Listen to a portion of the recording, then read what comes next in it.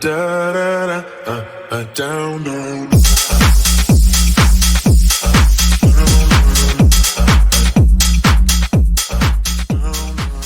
안녕하세요. 픽스터 국빈관입니다. 영상에 앞서 대한민국 1등 스포츠 분석 카페인 스포츠 정보통으로 오시면 영상에 없는 경기와 스포츠 분석가들의 자세한 정보를 확인하실 수 있습니다. 영상 설명란에 링크를 확인해주세요. 5월 11일 프리미어리그 리버풀 대 아스톤빌라 분석 영상입니다. 우선 홈팀인 아스톤빌라 분석입니다. 최근 좋지 않았던 흐름을 다시 되찾았다. 3월 중순 웨스트햄전 패배를 시작으로 4연패 후 직전 3경기 동안 패배가 없다. 예승이 강등권 언저리에 속해 있는 노리치시티, 벌리를 상대로 거둔 승리지만 그래도 분위기를 전환했다는 점에 의의를 둘만하다. 4경기가 남아있는 상황에서 강등권인 18위 리즈와의 승점 차도 9점 차로 벌려놓은 상황. 사실상 잔류는 확정이며 남은 경기에서 승리를 거둬 더 높은 순위로 시즌을 마칠 필요가 있겠다. 좋지 않은 득점력도 다시 끌어올리는 데 성공했다. 최근 2경기 5골, 기본적인 수비와 공격 사이의 좁은 폭 형성과 압박 시스템은 유지했지만 직전 벌리전에서 달라진 것은 그동안 부진했던 쿠티뉴 대신 부엔디아의 기용과 2명의 이선 대신 투톱의 기용이었다. 부엔디아는 한 골 1도움을, 투톱인 와킨스와 임스가 한 골씩 터뜨리면서 제라드 감독의 전술은 적중했다. 여기에 제라드 감독은 풀백의 전진을 중요시 생각하는데 핵심 좌 풀백 기뉴가 부상해서 복귀하자마자 2연승에 성공했다.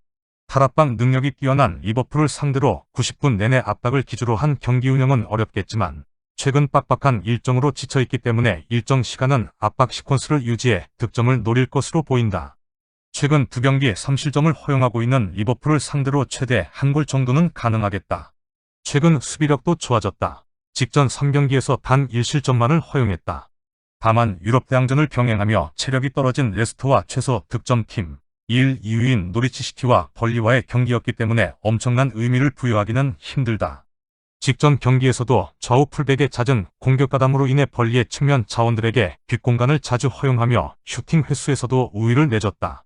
실점 장면도 후반 막판까지 지나치게 높은 수비라인으로 인해 허용한 실점이었다. 애매한 압박과 수비라인을 유지하다가 리버풀이 자랑하는 빠른 발의 살라 마네에게 실점을 허용할 가능성이 높겠다.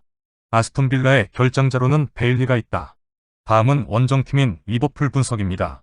쿼드러플에 도전하지만 쉽지 않아 보인다. 특히 직전 리그 경기에서는 토트넘에게 무승부를 거두며 3경기가 남아있는 상황에서 맨시티와의 승점 차는 3점 차로 벌어졌다. 리그 자력 우승은 어려운 상황으로 흘렀다. 이번 일정 이후 첼시와의 FA컵 결승전이 있는데 빡빡한 일정 속에서 FA컵을 위해 로테이션을 돌릴 가능성이 높겠다. 득점력만큼은 유럽 최강이다. 최근 12경기 연속 득점을 기록하고 있으며 멀티 득점을 기록한 경기도 10경기나 된다. 직전 경기에서도 토트넘의 헌신적인 수비에 막혀 득점하는 대어려움을 겪었으나 결국에는 득점에 성공했다. 지공과 속공 모두 강점이 있으며 확실한 보조 자원인 좌우 풀백 로버트슨, 아놀드를 비롯해 공격진의 살라와 디아즈까지 측면 공격이 특히 뛰어나다. 아스톤빌라가 이번 시즌 상위 5개 팀을 상대로 무실점을 기록한 경기가 없기 때문에 이번 일정도 득점이 가능하겠다. 수비력도 좋다. 최근 5경기 중 3경기를 무실점으로 틀어막았다. 다만 체력적인 문제점을 겪으며 최근 2경기에서 3실점을 허용했다. 특히나 주력 수미 파비뉴와 좌우 풀백 로버트슨과 아놀드가 유독 지친 모습을 보이고 있다. 때문에 이번 일정에서 고메스, 치미카스, 밀러와 같은 로테이션 멤버들을 활용할 가능성이 높겠다. 아무래도 로테이션 멤버들은 주전보다 안정감이 떨어지기 때문에 최소 1실점 정도의 허용 가능성은 열어두는 것이 좋겠다. 리버풀의 결장자로는 피르미누가 있다. 정리하겠습니다. 아스톤빌라도 뒷공간이 자주 열리는 편이며 리버풀의 빠른 발에 필히 당할 것으로 보이며 리버풀도 로테이션이 예상되기 때문에 다득점 페이스가 나올 가능성이 높겠다. 리버풀이 원정에서 거둔 4번의 무승부 모두 오버가 나왔다는 점도 참고하면 좋다. 또한 후술하겠지만 리버풀은 최근 체력적인 문제점을 어느 팀보다 가장 많이 겪고 있다. 특히 최근 2경기에서는 실점도 늘었으며 압도적인 경기력을 보여주지도 못했다. 반면 아스톤빌라는 직전 3경기째 패배가 없으며 주전 선수들도 대부분 부상에서 돌아왔다.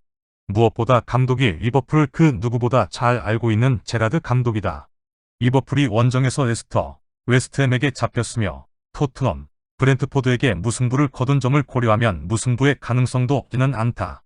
무승부 오버 접근을 과감히 권장드립니다.